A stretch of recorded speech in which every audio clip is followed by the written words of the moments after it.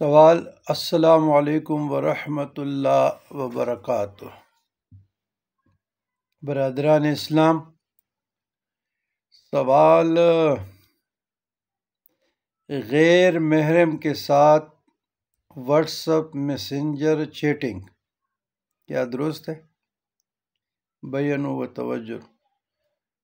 دیکھیں، فی زمانہ اگر آپ ایک حد تک کرتے ہیں سوال و جواب تک رہنمائی کے لیے تو درست ہے، لیکن اگر آپ غیر ضروری باتوں میں چلے جاتے ہیں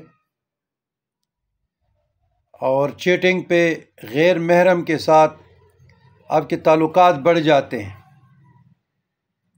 تو پھر آپ اپنے نفس اور ہاتھوں کے شیطان کے ہاتھوں گمراہ ہو جاتے ہیں، ڈیٹریک ہو جاتے ہیں، اور کافی اس کی مثالیں میں دے سکتا ہوں جو نامناسب ہے۔ بہت ایسے خواتین کو میں جانتا بھی ہوں، میرے پاس بھی آتے ہیں، اور ابھی بھی ایک بی آئی اور یہی رونا رو رہی تھی۔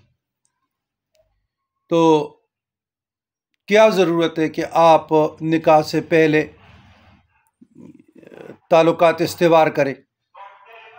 کس نے آپ کے سر پہ کمپٹی پہ بندوق رکھا ہے کہ آپ قرآن کا خلاف کریں، حدیث کا خلاف کریں، شریعت کا خلاف کریں؟ محبت کی منزل کیا ہے؟ نکاح ہے، زنا نہیں ہے، اور آپ کی وجود کا نمائش کریں؟ یہ تو آپ اپنی مرضی سے کر رہی ہے نا۔ دیکھیں، اللہ نے نکاح بھیجا ہے۔ جب آپ اپنے وجود کا نمائش کرتے ہیں، ننگی ہو جاتے ہیں دوسروں کو ویڈیو پہ، یا آپ اپنے وجود ان کو دیتے ہیں، آپ سے زنا ہو جاتی ہیں، مہینوں تک، دنوں تک، سالوں تک آپ کو استعمال کرتے ہیں، پھر وہ کسی دوسری جگہ شادی کرتے ہیں، پھر آپ بیزار ہو جاتی ہے کہ جی میں زندہ لاش ہوں، میں بھٹک گئی تھی، میں نفس کے، میرے عقل پہ پردے پڑ گئے تھے۔ یہ کون سے پردے ہیں؟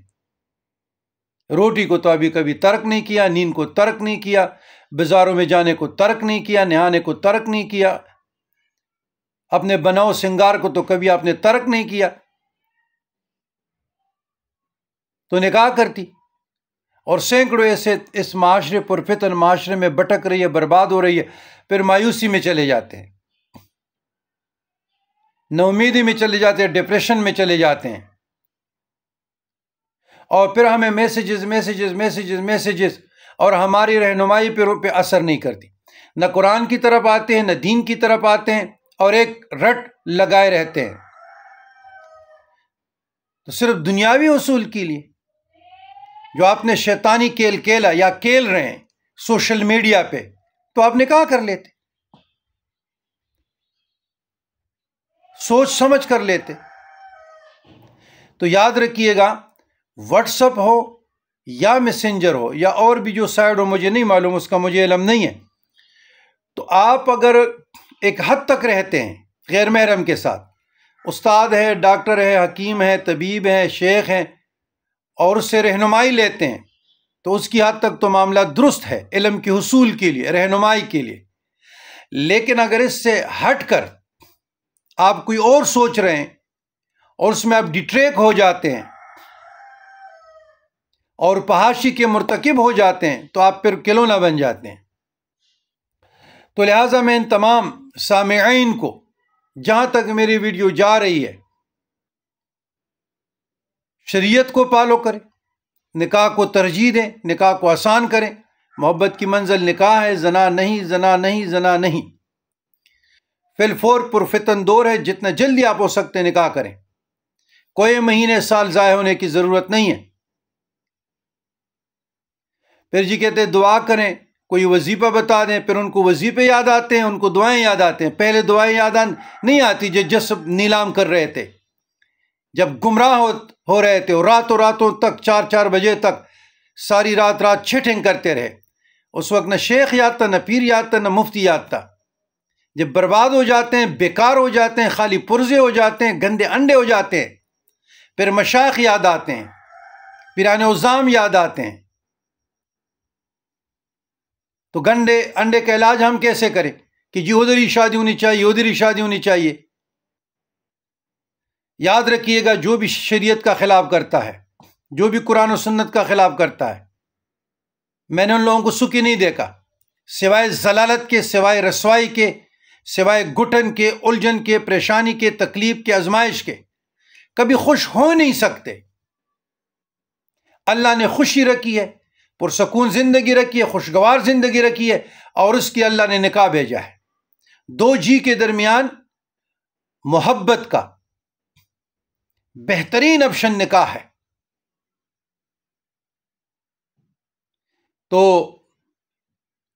واٹس ایپ پر بھی گریس کیے جائے گا، پھر آپ کے نہ وظیفوں سے علاج ہو سکتے ہیں، نہ دعاؤں سے علاج ہو سکتا ہے۔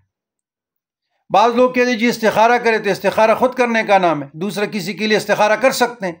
مجھے کوئی شریعت مطہرہ میں دکھا دے جن لوگوں نے دکانیں کھولی ہیں، اور مجھے حیرت ہے، بڑے بڑے اصلاحی ادارے ہیں وہ ان کے لیے استخارے کرتے ہیں۔ شرم آنی چاہیے۔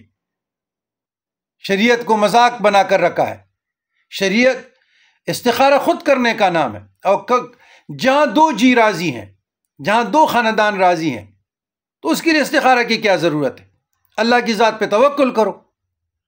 اگر وہ اس معیار پہ پورا اترتا ہے، کمی بیشی انسانوں میں ہو سکتی ہے، کمپرومائز کرے، پرفیکٹ کوئی بھی نہیں ہوتا، تو آپ بسم اللہ توکلت علی اللہ پڑھیں، نکاح کریں نفس و شیطان کے ہاتھوں۔ جب آپ گمراہ ہو رہے ہیں تو نکاح کریں، 1 کرے، 2 کرے، 3 کرے، 4 کریں، مثنی و ثلاثہ و رباع۔ تو ان چیزوں پہ وقت ضائع نہ کریں، جی اس سے استخارہ کر لیا، اس سے استخارہ کر لیا، اس سے استخارہ کر لیا۔ مجھے تو بات سنیوں پہ حیرت ہے، بڑے بڑے ادارے کہ جی ہم استخارے کرواتے ہیں۔ وہ کیسے کرواتے ہیں بابا؟ عجیب معاملات ہے۔ پھر غیروں کی انگلیاں تو اٹھے گی نا۔ یہ رہنمائی ہے یا آپ امت کی رہنمائی کر رہے ہیں؟ تو دین، تعلیمات صوفیہ کرام کوئی مذاق نہیں ہے۔ انشاءاللہ کسی مناسب موقع پہ میں تعلیمات صوفیہ کی جو میجر بکس ہے آپ لوگوں کو بتاؤں گا، وہ پڑھیں، بازار سے خریدیں۔ علی اجویری نے کیا کیا تھا، بابا فرید نے کیا کیا تھا، شیخ عبدالقادر جیلانی نے کیا کیا تھا، بولی شرف کلندر نے کیا کیا تھا، پیر بابا سدھو بابا، شیخ جنید بغدادی، شیخ جنید پشاوری نے کیا کیا تھا، یوانا بابا جی نے کیا کیا تھا۔ قرآن اور سنت پر عمل پیرا ہو کر برگزیدہ ہستیاں بن گئے تھے۔